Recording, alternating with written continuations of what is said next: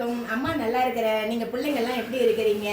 நம்மளுக்கு வந்து சிறுதானியத்தில் வந்து அதிகமான நன்மைகள்லாம் இருக்குது. அதில் வந்து நம்ம பெரும்பயிரை வச்சு கத்திரிக்காயை வச்சு அம்மா ஒரு கிரேவி பண்ண போகிறேன். வாங்க செய்யலாமா? 3 டீஸ்பூன் எண்ணெய் ஊற்றிக்குங்க. அதை ஒன்று கடுகு உளுத்தம் பருப்பு போட்டுக்குங்க. கடுகு பொரிஞ்ச உடனே நான் சின்ன வெங்காயம் கொஞ்சம் உரிச்சு வச்சுக்கிறேன், அதை போட்டுக்குங்க. சின்ன வெங்காயம் உங்கள்கிட்ட இல்லைன்னா பெரிய வெங்காயம் போட்டுக்குங்க. இஞ்சி பூண்டு பேஸ்ட் கொண்டு வச்சுருக்கிறேன், ஒரு 1/2 டீஸ்பூன் அதை போட்டுக்குங்க. ஒரே ஒரு சின்ன பூண்டு வச்சு வச்சுக்கிறேன், அதையும் போட்டுக்கோங்க.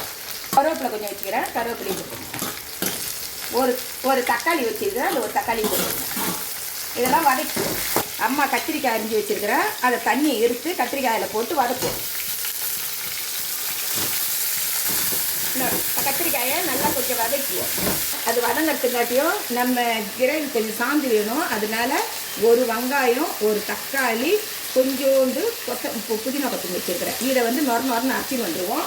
அப்புறம் வந்து பார்த்திங்கன்னா ஒரு 4 டீஸ்பூன் தேங்காய் வச்சுருக்கிறேன், கொஞ்சம் ஒரு 4 டீஸ்பூன் பெருஞ்சீரகம், மிளகு 1/4 டீஸ்பூன், சீரகம் 1/4 டீஸ்பூனு, இதையும் அரைச்சின்னு வந்துடலாம். நம்ம இந்த மாதிரி தட்டை போட்டு மூடினீங்கன்னா கத்திரிக்காய் சீக்கிரமாக வெந்துடும். இந்த பாருங்க சொன்னது தெரியுங்களா, நொரன்னு அரைச்சின்னு வந்து போட்டுக்கணும். இதிலே வதக்கிறதுலே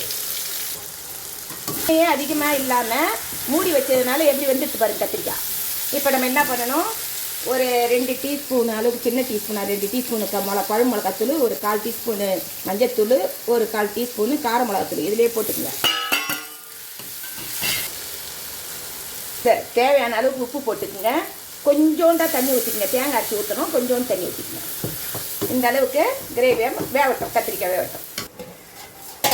இந்த மாதிரி கத்திரிக்காய் பாருங்கள், இந்த மாதிரி கத்திரிக்காய் வேக்காடு வெந்த உடனே நம்ம தேங்காய் அரைச்சி வச்சுங்க தெரியுங்களா, தேங்காய் அதை ஊற்றிக்குங்க. ஊற்றுக்கணுன்னா கொஞ்சம் தண்ணி கம்மி பண்ணிக்கோங்க. சாதத்தில் ஊற்றுறதா இருந்தால் கொஞ்சம் தண்ணி கூட வச்சுக்கோங்க. நைட்டு தூங்கும் போதே நான் ஊற வச்சுட்டேன். நைட்டு ஊற வச்சுட்டு காலையில் எடுத்து அவிச்சிட்டேன், உப்பு போட்டு அவிச்சு வச்சுருக்கிறேன். இங்கே பாருங்கள், ஒரே பெரும்பயிரில் சாயந்தரம் ஸ்நாக்ஸுக்கு எடுத்து வச்சுட்டேன். இப்போ வந்து தொட்டிக்கும் ஆச்சு. இதில் வந்து பச்சையை எடுத்து ஒரு 4 சாப்பிட்டிங்கன்னா நம்மளுக்கு கால்சியம் சத்து கிடைக்கும். இப்போ வந்து போட்டுடலாங்களா? இந்த பாருங்க, இந்த இதில் நம்மளுக்கு தேவையான பருப்பை அப்படியே போட்டுருங்க. தழை கொஞ்சோண்டு போட்டுருங்க. டீஸ்பூனு நல்லெண்ணெய் ஊற்றிக்குங்க. பாருங்கள், சூப்பராக இருக்கும் இந்த கிரேவி. இந்த பாருங்கள், பெரும்பயிறு போட்டு கத்திரிக்காய், இது அருமையாக இருக்கும். அருமையான கத்திரிக்காய் பெரும்பயிறு கிரேவி செஞ்சுட்டேன். இது வந்து பார்த்திங்கன்னா தயிர் சாதம், ரசம் சாதத்துக்கு, கீரைக்கு எல்லாத்துக்குமே இது ரொம்ப சூப்பராக இருக்கும். இதை மாதிரி சிறுதானியங்களை நிறைய வகையான சாப்பாடு செய்யலாம். செஞ்சுருக்கேன். இது சாப்பிட்டு பாருங்கள். பாய்.